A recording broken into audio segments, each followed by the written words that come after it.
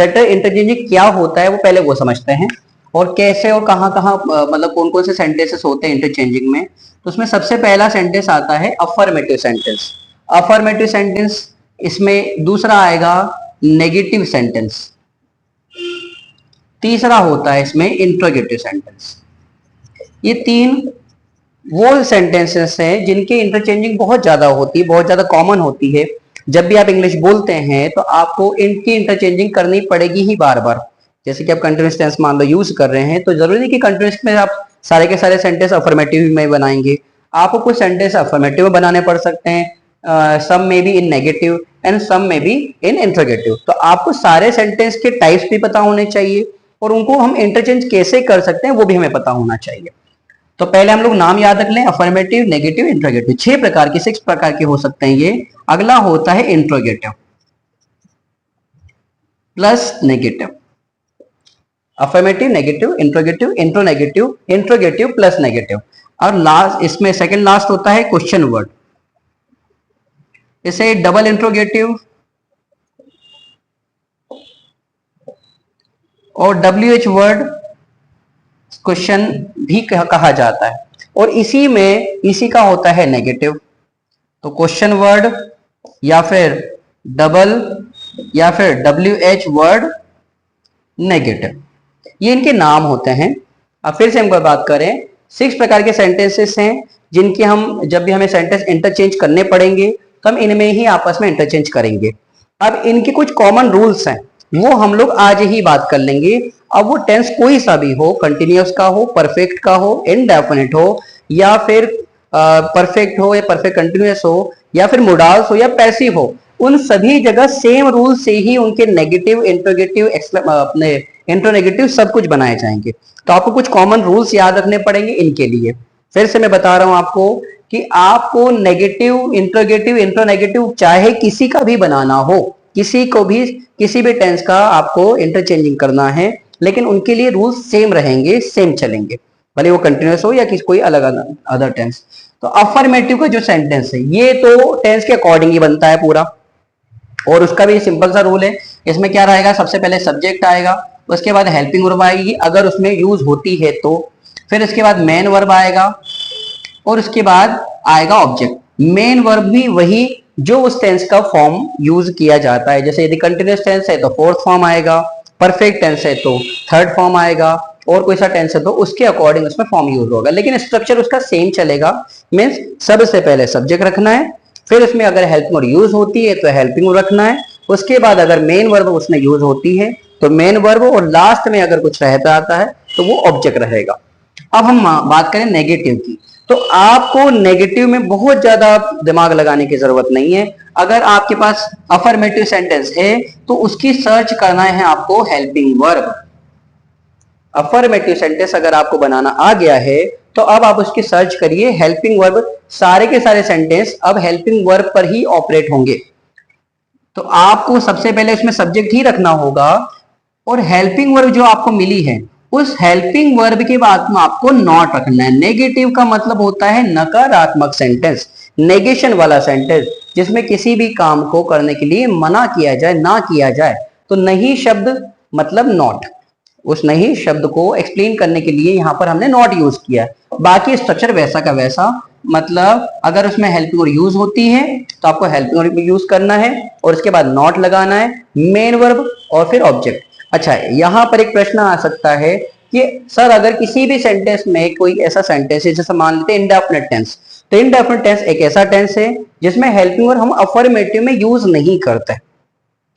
तो अगर helping verb use नहीं करते तो आपको हेल्पिंग वर्ब लानी पड़ेगी, तब ही उसका नेगेटिव बनेगा।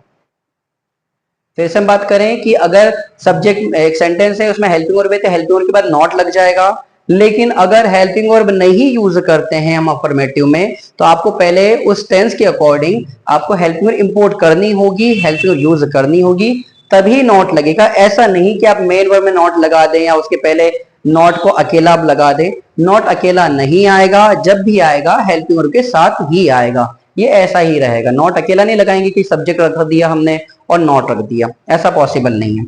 अब हम बात करें इंट्रोगेटिव की, तो जैसे हमने बात की कि पहले हेल्पिंग वर्ब ढूंढेंगे, हेल्पिंग वर्ब के बाद नॉट लगाएंगे, नेगेटिव बन जाएगा। और अगर आपको इंट्रोगेटिव बनाना है तो इसी हेल्पिंग वर्ब को सबसे पहले लाना है आपको।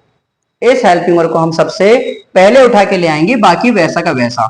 अब देखिए मैंने इस हेल्पिंग वर्ब को सबसे पहले लाया, तो सबसे पहले हेल्पिंग वर्ब आ गई, इसके बाद में सब्जेक्ट आ गया, इसके बाद अगर उस सेंटेंस में मेन वर्ब यूज होती है तो मेन वर्ब आ गई, और लास्ट में आ गया आपका ऑब्जेक्ट।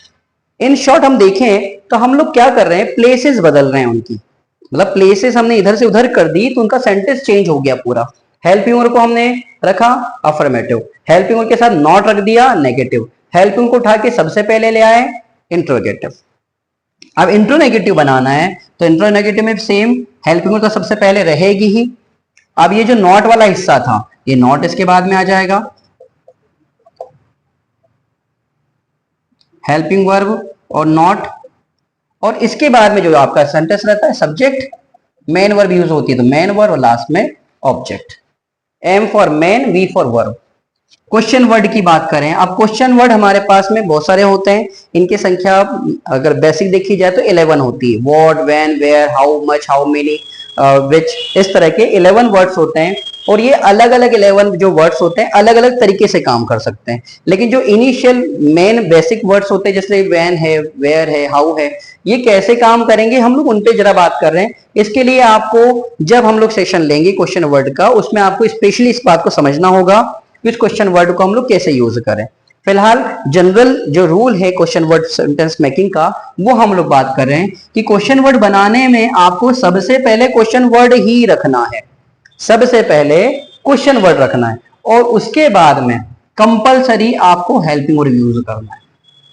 सबसे पहले क्वेश्चन वर्ड आएगा, उसके बाद में कंपलसरीली हेल्पिंग वर्ब आएगी, और इसके बाद में आपका सब्जेक्ट, फिर मेन वर्ब और लास्ट में ऑब्जेक्ट। अब ध्यान दीजिए, मेन वर्ब और ऑब्जेक्ट से साथ ही चल रहे हैं सभी सेंटेंस, सभी में उसका प्लेसेस सेम है। हम लोग जितनी भी चीजें कर रहे हैं वो सारा का सारा गेम हेल्पिंग वर्ब और सब्जेक्ट और नॉट के साथ हो रहा है। अब इसमें एक नया मेंबर ऐड हो गया है, वो है क्वेश्चन वर्ड। तो क्वेश्चन वर्ड में हम लोगों ने क्या किया है, क्वेश्चन वर्ड के बाद में आपको हेल्पिंग वर्ब कंपलसरी यूज करना ही है। अगर क्वेश्चन वर्ड के बाद हेल्पिंग वर्ब नहीं आएगी तो सेंटेंस या तो रॉन्ग हो जाएगा या फिर वहां पर क्वेश्चन वर्ड कंजक्शन की तरह काम करने लगेगा। तो हम चूंकि क्वेश्चन बना रहे हैं तो क्वेश्चन में आपको हेल्पिंग वर्ब इसमें यूज करनी है। अब लास्ट हमारा सेंटेंस है क्वेश्चन वर्ड प्लस नेगेटिव। तो जैसे नाम से क्लियर है कि भाई हमें क्या करना है, इसमें क्वेश्चन वर्ड तो बनाना है लेकिन नेगेटिव वाला, तो इसमें नेगेटिव वाला पार्ट डाल देंगे हम लोग। क्वेश्चन वर्ड लिखेंगे सबसे पहले, फिर हेल्पिंग वर्ड तो कंपलसरी आएगी ही, और लास्ट में आ जाएगा नॉट। इतना पार्ट कॉमन रहेगा, बाकी तो आपको मालूम ही है कि फिर सब्जेक्ट, मेन वर्ब और लास्ट में ऑब्जेक्ट। इनके यदि कॉमन रूल बात करें तो इसमें ये वाला सेंटेंस, ये वाला सेंटेंस और ये वाले सेंटेंस, ये तीन सेंटेंस मेन है, बाकी इन पर आधारित हैं। अगर आपको अफर्मेटिव आता है तो आप उसकी हेल्पिंग वर्ब को सबसे आगे रख दें, इंट्रोगेटिव बन जाएगा। और अगर आपको इंट्रोगेटिव आता है तो उसके सबसे पहले आप क्वेश्चन वर्ड रख दें, क्वेश्चन वर्ड बन जाएगा। और ये तीन सेंटेंस अगर आपको बेसिक आ चुके हैं तो हेल्पिंग वर्ड के बाद नॉट रखकर आपका नेगेटिव बन जाएगा, इसमें हेल्पिंग वर्ड के बाद नॉट रखकर आपका इंट्रोगेटिव बन जाएगा, और इसमें क्वेश्चन वर्ड हेल्पिंग वर्ड के बाद नॉट रखकर आपका क्वेश्चन वर्ड इंट्रोगेटिव बन जाएगा। तो ये रूल मैंने जैसे पहले बताया कि ये किसी भी टेंस में, किसी भी मोडाल्स में, पैसिव वॉइस में आप सभी जगह इसे यूज करेंगे, इसी पैटर्न पर ही चलेगा। अगर ये सेशन आपको समझ में आया है बहुत अच्छी बात है, नहीं आया तो इसे दोबारा प्ले करके दोबारा देखिए, क्योंकि सारा नेगेटिव इंट्रोगेटिव का जो सिस्टम है इसी पर आधारित रहेगा। और जैसे मैंने कहा ये यूनिवर्सल है, सभी पे काम करेगा, इसलिए बहुत ही ज्यादा जरूरी हो जाता है सेशन। आप इसे याद रखें और बार बार रिवाइज करें, और सेंटेंस इंटरचेंजिंग इस मैजिक को सीखकर अपने सेंटेंसेस को मल्टीप्लाई करना शुरू करें। थैंक्स।